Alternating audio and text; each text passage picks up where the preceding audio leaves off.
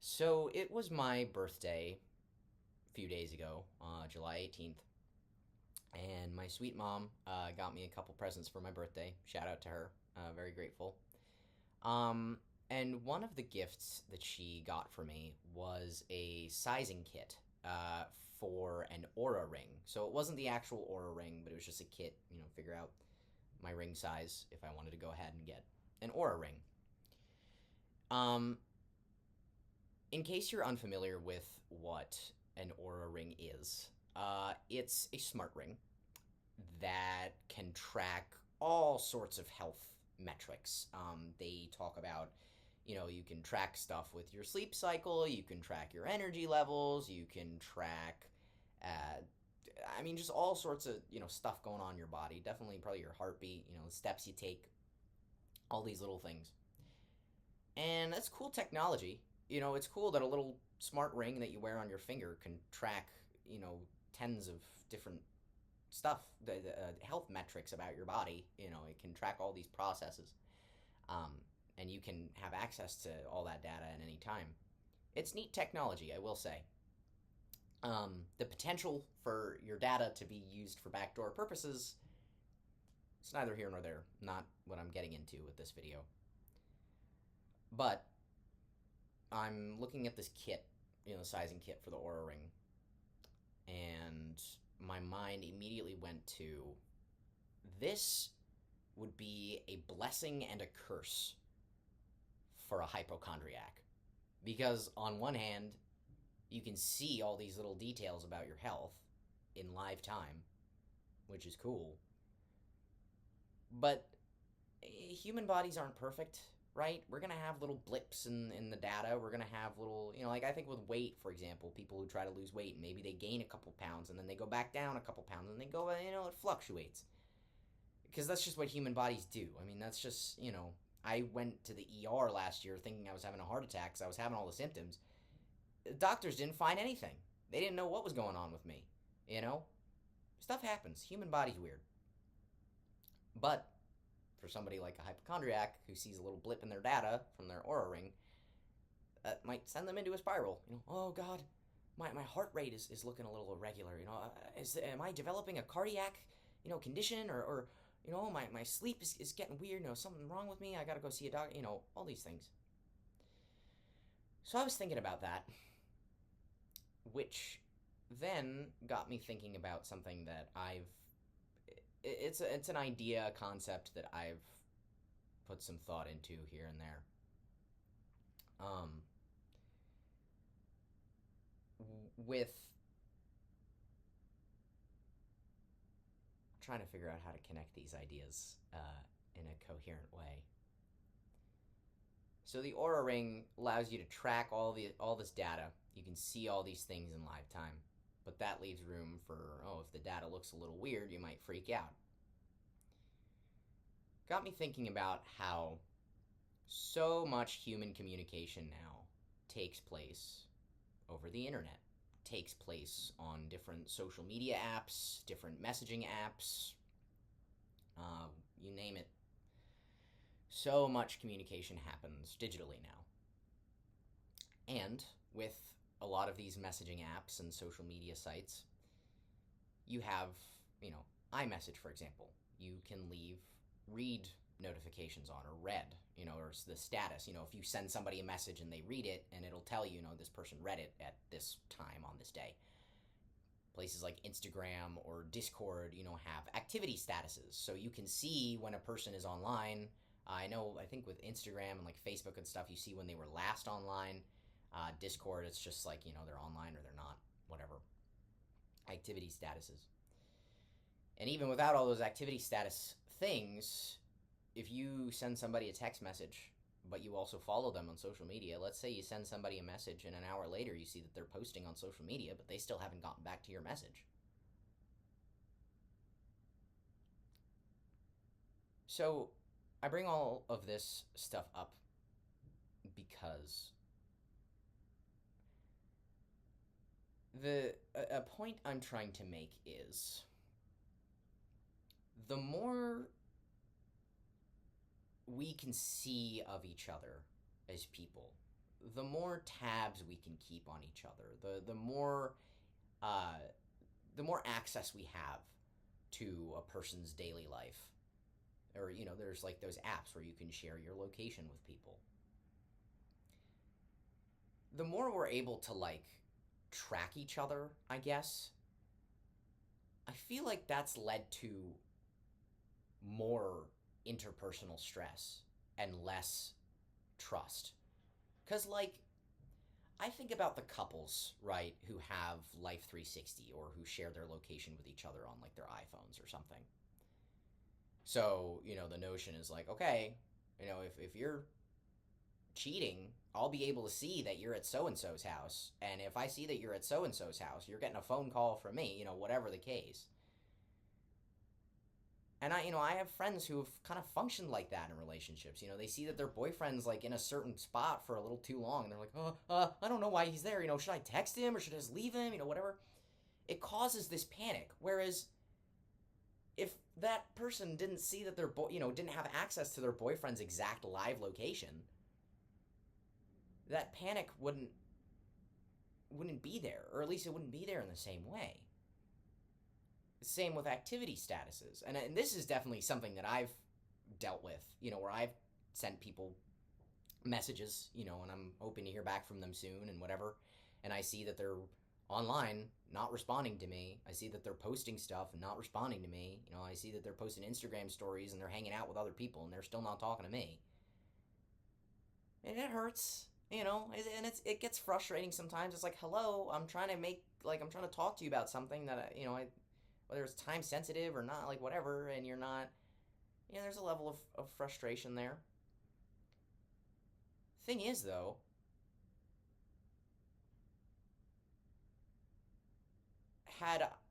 if you were able to send those messages to people, like I think about,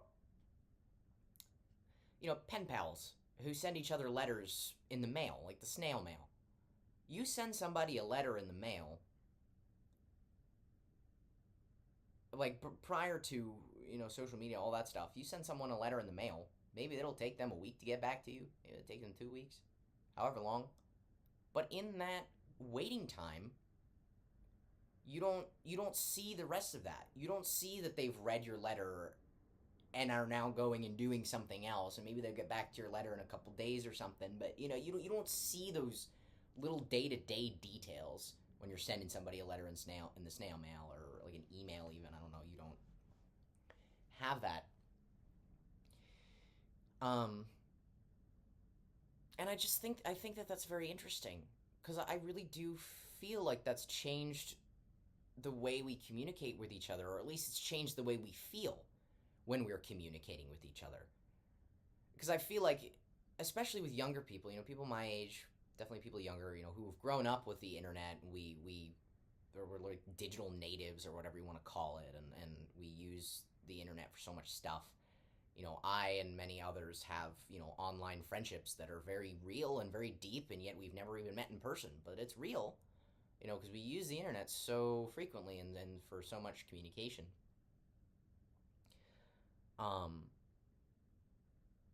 And I noticed that there's an increasing like lack of trust between people, because now it's not, oh, this person, I sent this person a text, or I sent this I tried to talk to this person, and they're not getting back to me. Maybe they got in a car accident. Maybe the letter didn't make it to them yet. Maybe, they're going through a rough time, and they're only able to socialize with certain close people in their lives, and you're kind of on the back burner. Whatever the case, like, I just feel like when you're given more material to like check, okay, I'm going to check this person's location. I'm going to check when this person was last online. I'm going to check, if this person has posted anything. I'm going to check, I'm going to text this other person and ask, hey, have you, has so-and-so reached out to you yet? Like these sorts of things that people do. And I feel like all of this also ties into just how social media and like instant messaging, it's the whole thing about like everybody now, there's a notion that everybody has to be available. all the time. Um, yeah, this is the other end of that. And I've been on the other end of this too, where like, someone's like messaged me and I'll think like, love you, I'll get back to you soon. I just don't have the energy to text and have this conversation right now, but I will. But then I'm online or I'm doing something else, and the person messaging me, hey, I saw that you were, here, or hey, I saw that you're, talking to other people in this group chat, and I'm like, just patience, it's okay. Um, yeah, but just I feel like this is been kind of talked about a little wider. The whole like everybody's got to be available. I think even in the realm of the workplace, professionalism and stuff. Before emails and phone calls and or not phone calls, but like I don't know, before like social media, I feel like now, people go on vacation and they'll still be getting texts from their boss. They'll still be in the work group chat getting messages from the work group chat. Whereas before all that stuff, you go on vacation, you're on vacation. Work is a separate world. Nobody from work can reach you because you're on vacation. But now it's like this hyper connected, everybody has to be available, or everybody, it's not even everybody has to be available. It's like everybody is accessible all the time. You can just send whoever a text. You can send whoever a message on whatever social media. And I feel like it's definitely doing things. I feel like it's definitely making people feel more burnt out more often and easier. I feel like, again, people's trust in each other. Like, I don't know. I feel like all of that is like the hyperconnectivity. And I know this has also been a big point of discussion, at least, in my sphere of stuff that I see and the people that I talk to, is like, another reason why people in the modern day, we feel so tired and we feel so burnt out, even if we're not like doing a whole lot, is because you open your phone, you're just inundated with information. This is going on in this country, this is going on in this state, this is going on, with this group of people, this is going on here, this will, all these things. Which human brain did not evolve to take in that much information that quickly all the time. I also don't think that the human brain evolved for things like activity statuses and, dare I say, location sharing. And look, with the location sharing, like, I do understand it. It does have good use. I think about like families, if they have kids and you want to make sure that your daughter is in school and not in someone's van going 90 miles on a highway, to some state that you've never been to. Like, I get that. But I just think that there's been an overabundance of,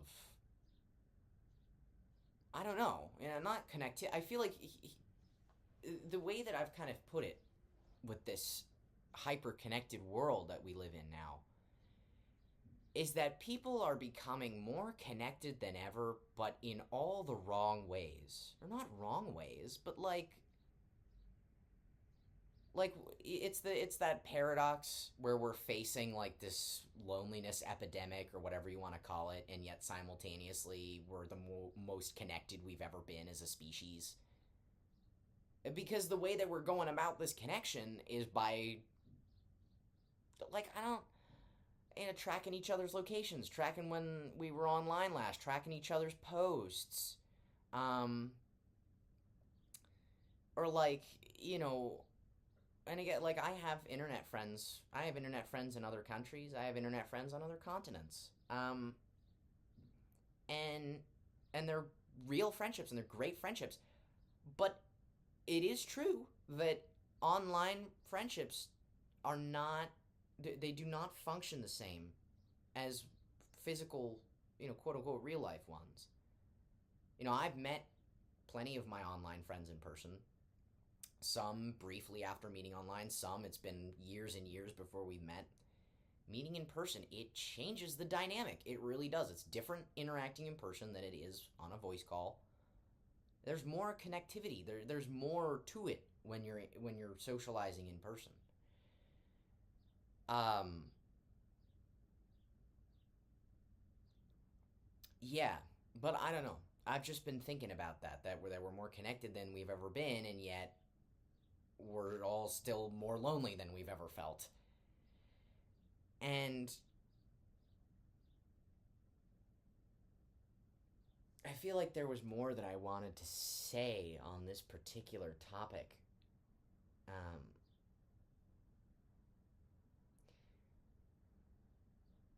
yeah, I mean, I don't know. I've just been thinking about that.